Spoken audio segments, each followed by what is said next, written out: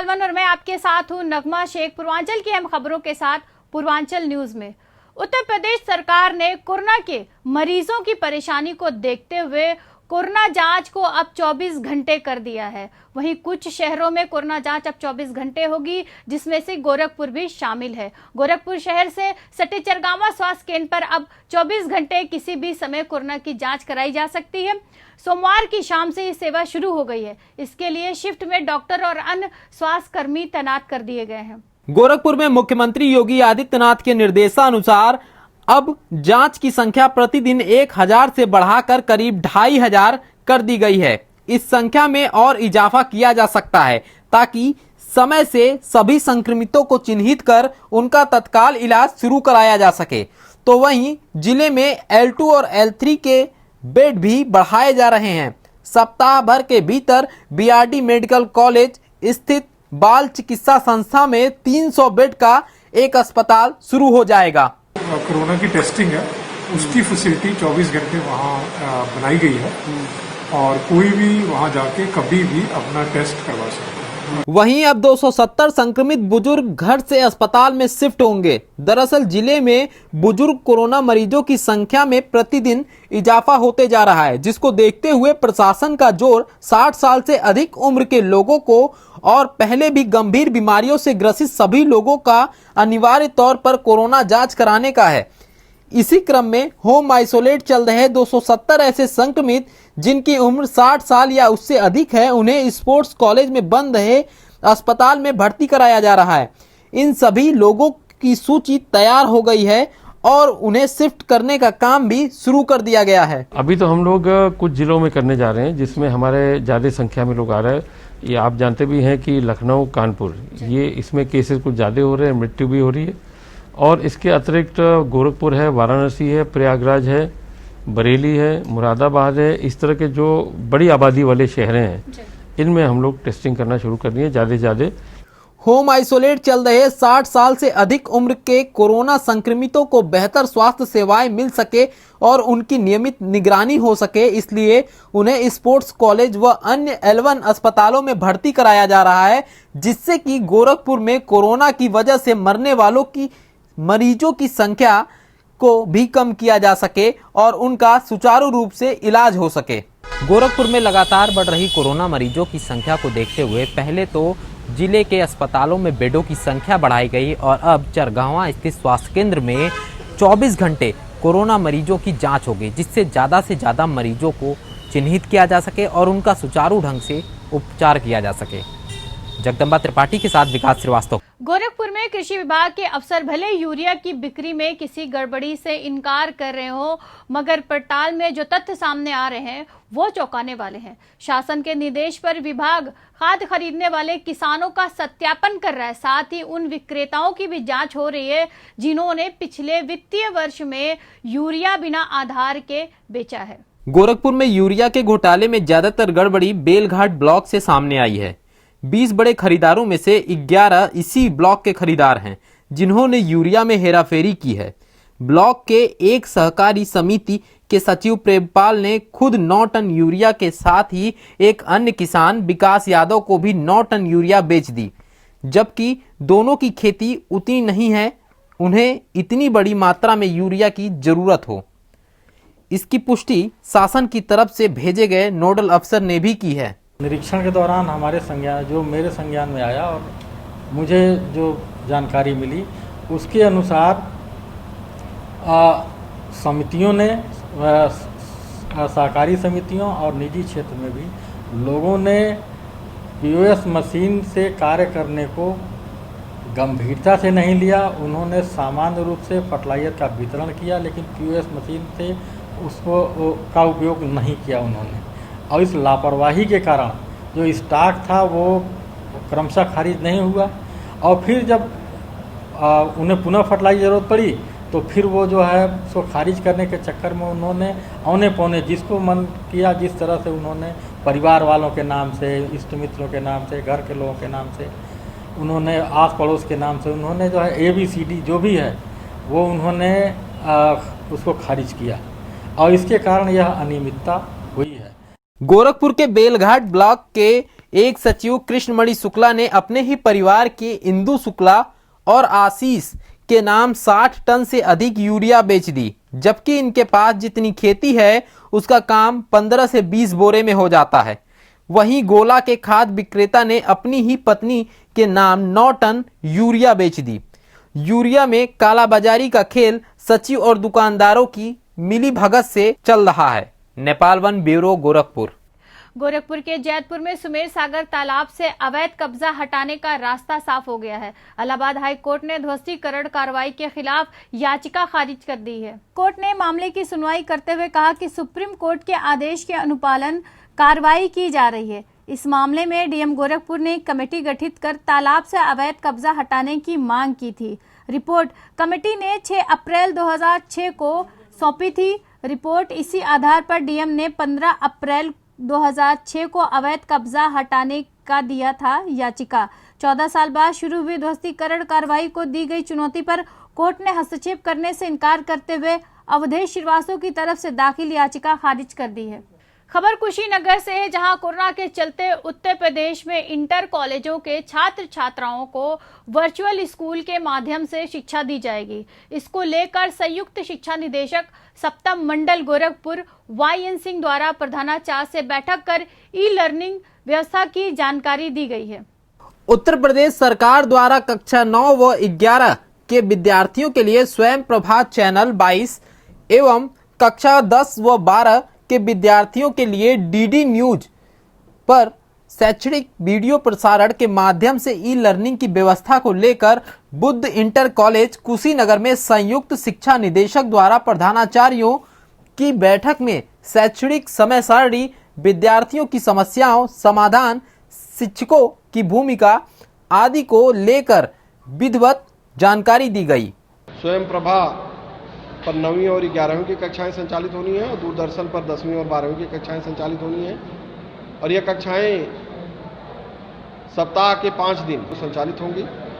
6वें दिन उनको अपना मूल्यांकन करने के लिए समय दिया जाएगा। विद्यार्थियों को कोरोना संक्रमण से बचाने के लिए वर्चुअल स्कूल के माध्यम से शिक्षा देने के लिए सरकार द्वारा जो समय सारणी जारी की गई है उसको लेकर संयुक्त शिक्षा निदेशक ने बताया कि छात्र छात्राओं की सुविधा के लिए ये कक्षाएं सप्ताह में 5 दिन चलेंगी और हर शुक्रवार को अगले सप्ताह की समय सारणी की जानकारी दी जाएगी। वहीं वर्चुअल स्कूल को लेकर जिला विद्यालय निरीक्षक ने सभी प्रधानाचार्यों को सरकार की इस योजना को सफल बनाने के निर्देश दिए। वर्चुअल स्कूल की जो कॉन्सेप्ट हमको देना है बच्चों में, उसको हम लोग पूरी तरह से प्रचार प्रसार करें और बच्चे उसका पूरा लाभ लें। जिला विद्यालय निरीक्षक उदय प्रकाश मिश्र जी द्वारा यह निर्देश मिला है कि ऑनलाइन और वर्चुअल स्कूल जो चलाने हैं हम लोगों को, उसकी मॉनिटरिंग कैसे की जाए और इसको कैसे हम क्रियान्वित करें।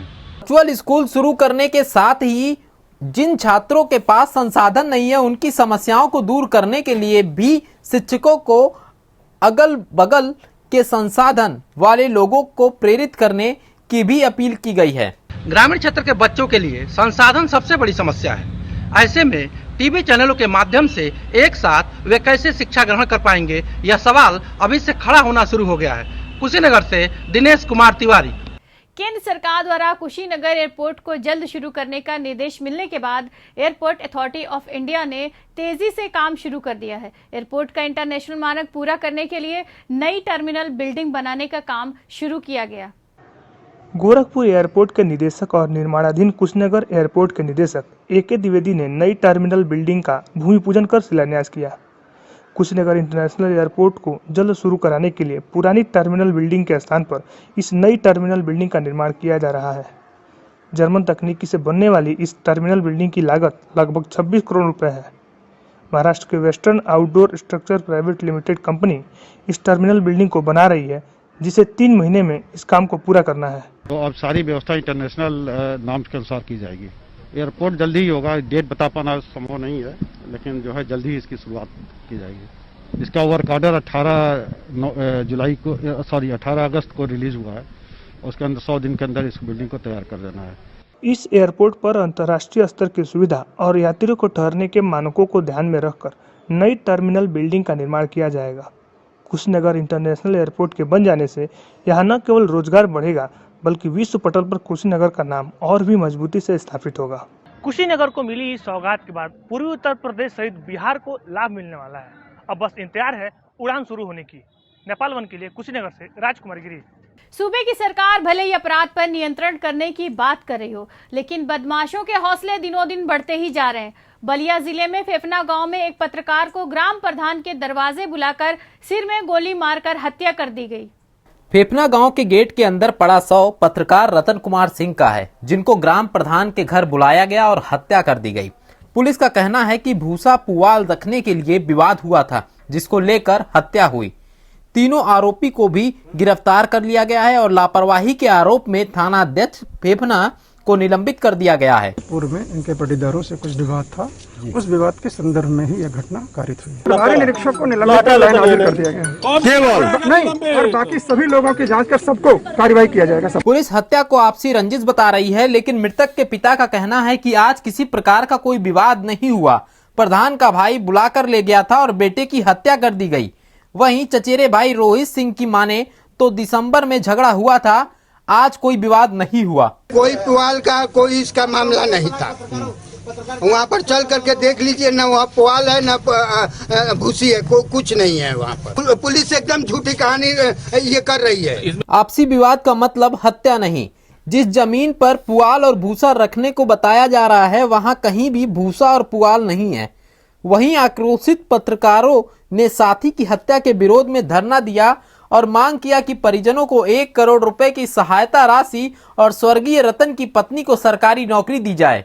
खबर आजमगढ़ से है, जहां पर जिले के निजामाबाद में एक बीडीसी सदस्य को गोली मारकर हत्या कर दी गई, जिससे आक्रोशित ग्रामीणों ने तोड़फोड़ की और बाइक को आग के हवाले कर दिया। वहीं सूचना पाकर मौके पर पहुंची पुलिस और पुलिस अधिकारियों ने कार्रवाई का भरोसा दिलाकर मामले को शांत किया। आजमगढ़ जिले के निजामाबाद के नवादा बाजार में रात्रि करीब 9 बजे के दौरान 2 पक्षों में विवाद हो गया और देखते ही देखते इसी बीच किसी ने फायर कर दिया, जिससे बीडीसी सदस्य सुरेंद्र यादव की मौके पर ही मौत हो गई। बीडीसी सदस्य की मौत के बाद समर्थक आक्रोशित हो गए और विपक्षियों के 3 बाइकों को तोड़फोड़ करते हुए आग लगा दी गई। यही नहीं, आरोपियों के घरों पर भी तोड़फोड़ किया गया।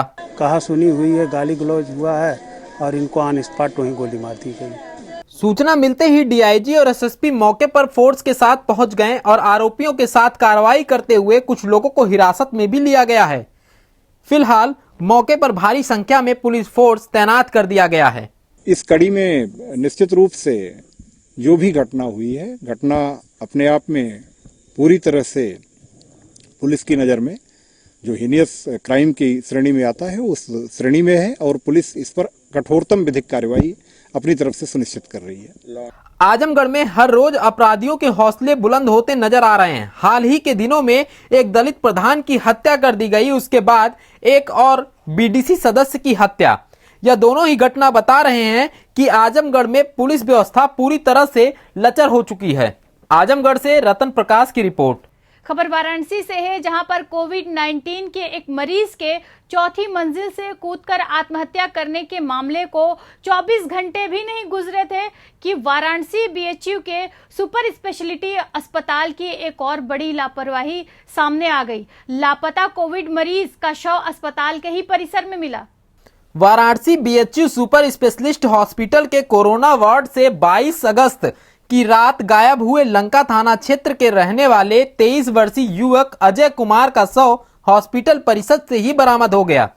परिजनों द्वारा डॉक्टरों और अस्पताल के खिलाफ गंभीर आरोप लगाते हुए अस्पताल परिसर में जमकर हंगामा व नारेबाजी भी किया गया। उनका किडनी निकाल कर मृत्यु कर दिया और बोले अच्छा फेंक दिया उसको टंकी में डाल दिए।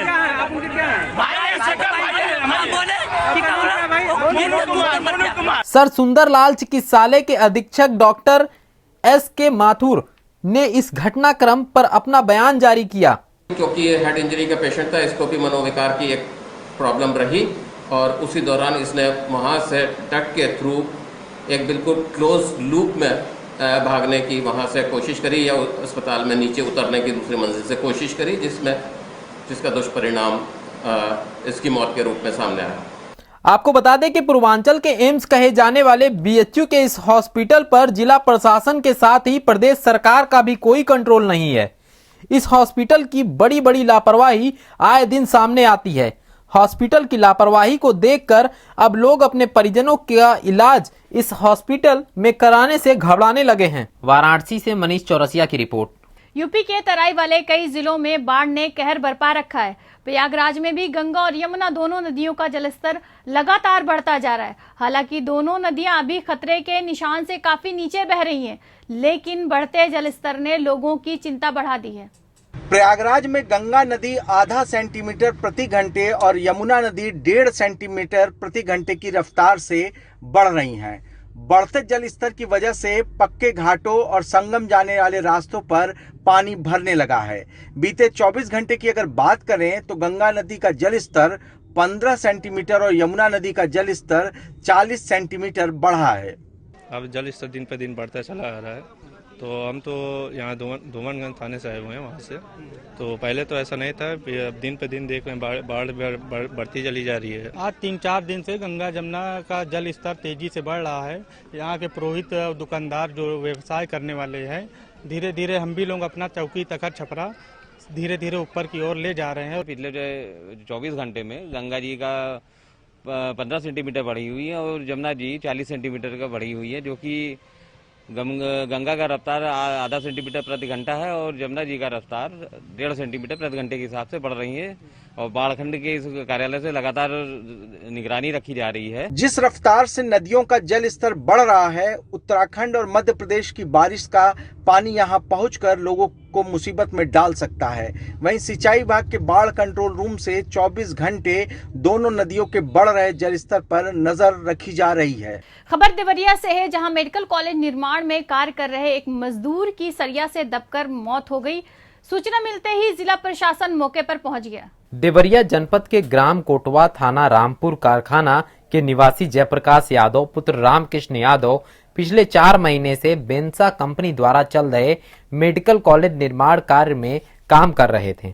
सरिया ऊपर चढ़ाते समय छूटकर नीचे गिरा, चोटिल हो गए। आनन फानन में सदर हॉस्पिटल देवरिया पहुंचाया गया, जहां डॉक्टरों ने प्राथमिक इलाज करने के बाद उसे मेडिकल कॉलेज गोरखपुर रेफर कर दिया, लेकिन उसकी जान चली गई। एक उसमें से एक सरिया छूट गया तो फिर वापस गए, इनको बोला गया कि हटिए। तब तक ऊपर देखने लगे ऐसा, तब तक वो सरिया आके लग गई। 11 बजे का काम है, 11 बजे सरिया लगा इन लोग को और ये लोग गाड़ी नहीं मंगा रहे थे। ये लोग ऐसे करते करते 12 बज गए। अगर समय रहते उसे मेडिकल कॉलेज गोरखपुर ले जाया गया होता तो शायद उसकी जान बच सकती थी। वहीं निर्माण के दौरान सुरक्षा मानकों का भी ध्यान नहीं रखा गया था। अभी भी मजदूर बिना हेलमेट, सेफ्टी, जूते के काम कर रहे हैं, जिससे कभी भी मजदूर दोबारा दुर्घटना के शिकार हो सकते हैं। देवरिया से प्रेम त्रिपाठी की रिपोर्ट। बहराइच जिले के थाना रुपैडिया पुलिस और एसएसबी की संयुक्त टीम ने नेपाल सीमा से 2 कुख्यात अपराधियों को गिरफ्तार किया। पुलिस ने उनके कब्जे से 2 कट्टा, 4 कारतूस, 2 किलो 350 ग्राम चरस और चोरी की 2 मोटरसाइकिल भी बरामद की। अपराधियों के पास से बरामद चरस की कीमत अंतर्राष्ट्रीय बाजार में 70 लाख रुपए आकी गई है। बहराइच के थाना रुपैडिया पुलिस और एसएसबी की संयुक्त टीम द्वारा नेपाल सीमा सघन चेकिंग अभियान तेज कर दिया गया है। पुलिस और एसएसबी के संयुक्त चेकिंग अभियान में अंतर्राष्ट्रीय वन जीव और मादक पदार्थों के तस्कर कुख्यात अपराधी मैनुद्दीन उर्फ खुशाली तथा करमुद्दीन को गिरफ्तार कर लिया गया है। 2 अभियुक्तों को गिरफ्तार किया गया है, जिनके नाम क्रमशः मैनुद्दीन और कमरुद्दीन हैं।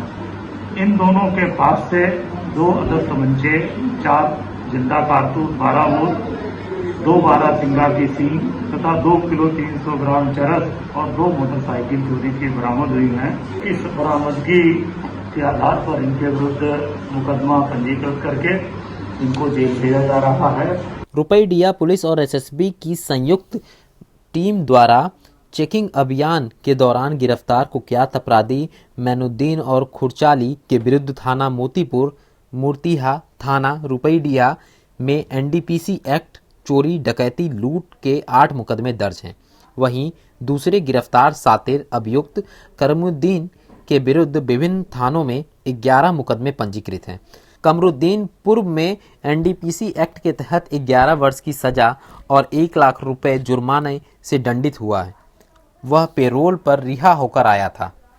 कोरोना से जंग लड़ने के लिए सरकार अनेकों तरह के जतन करते हुए पॉजिटिव मरीजों को L1 हॉस्पिटल में शिफ्ट करा रही है, लेकिन गाजीपुर के L1 हॉस्पिटल के डॉक्टरों ने मरीजों के तनाव को खत्म करने के लिए सुरों की महफिल सजाकर उनके तनाव को खत्म कर कोरोना से जंग लड़ने का हौसला बढ़ा रहे हैं।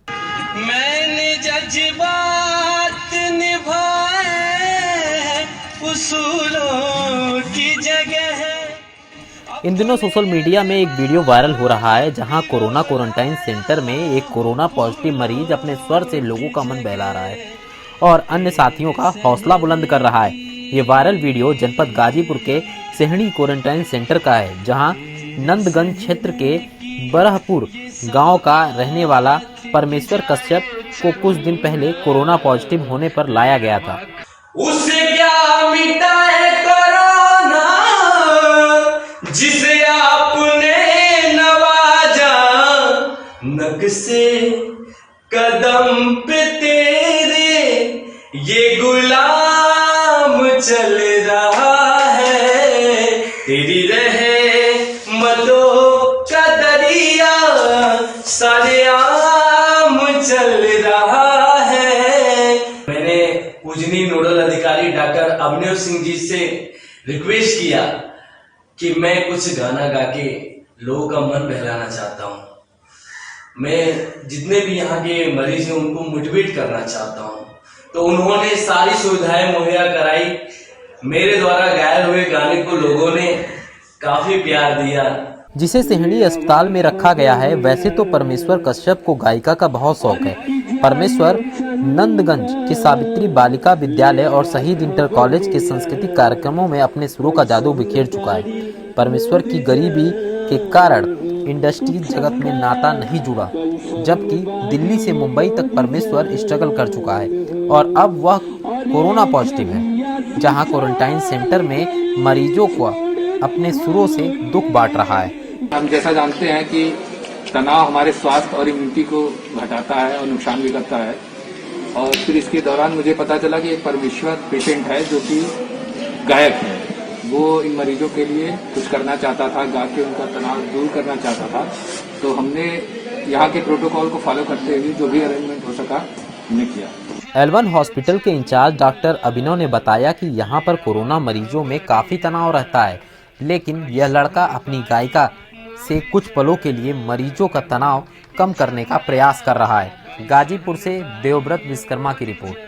खबर महाराजगंज के लक्ष्मीपुर से है, जहां पर एक फ्रांसीसी परिवार कोरोना के कारण हुए लॉकडाउन में फंसने के कारण बीते 21 मार्च से रह रहा है। ये फ्रांसीसी परिवार टूरिस्ट वीजा पर बीते 1 मार्च को पाकिस्तान से बाघा बॉर्डर होते हुए भारत में आया था और नेपाल जाते समय लॉकडाउन में सीमा सील हो जाने के कारण यहीं पर रह गया। अब उनकी इच्छा उत्तराखंड भ्रमण की है। मोटर मैकेनिक पैट्रिस पेलेरेज अपनी पत्नी वर्जीनिया, बेटी ओफली और लोला और बेटा टॉम के साथ सोमवार को डीएम से मिलने पहुंचे और उन्होंने उत्तराखंड जाने की अनुमति मांगी। जिला अधिकारी ने फ्रांसीसी परिवार के सदस्यों से बातचीत कर उनके भारत अनुभव के बारे में पूछा। पैट्रिस पेलेरेज ने बताया कि भारत भ्रमण कर उन्हें बहुत अच्छा लगा। उम्मीद से ज्यादा अच्छे यहाँ के लोग हैं।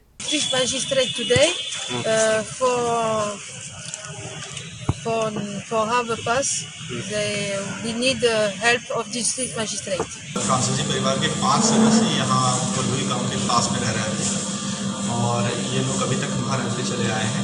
इनका वीजा 1 सितंबर तक का है और यहाँ पे आज आए थे कि उत्तराखंड में घूमना चाहते हैं, तो इसके लिए उन्होंने एप्लीकेशन दिया है जिसपे आवश्यक कार्रवाई करके इनको अवगत कराया जाएगा। पैट्रिस पेलेरेज की पत्नी वर्जीनिया ने बताया कि करीब 6 माह का वक्त कैसे कट गया पता तक नहीं चला। यहाँ के लोग बहुत अच्छे हैं, बच्चे भी उनसे घुल मिलकर बातें करते हैं। भारतीय सभ्यता संस्कृति को इतने दिनों में बेहद करीब से जानने का मौका मिला। महाराजगंज से उपेंद्र कुमार की रिपोर्ट।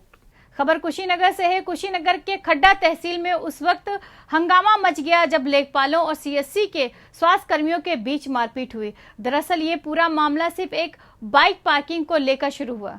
कुशीनगर के खड्डा तहसील क्षेत्र के लेखपालों और तुरकहा स्थित सीएससी खड्डा के स्वास्थ्य कर्मियों के बीच मारपीट शुरू हो गई, जिसमें लेखपाल जयप्रकाश सरोज द्वारा डॉक्टर पारसनाथ गुप्ता की टेबल के पास बाइक खड़ी की गई, जिसके बाद बात विवाद से मामला बढ़ते हुए मारपीट तक पहुंच गया।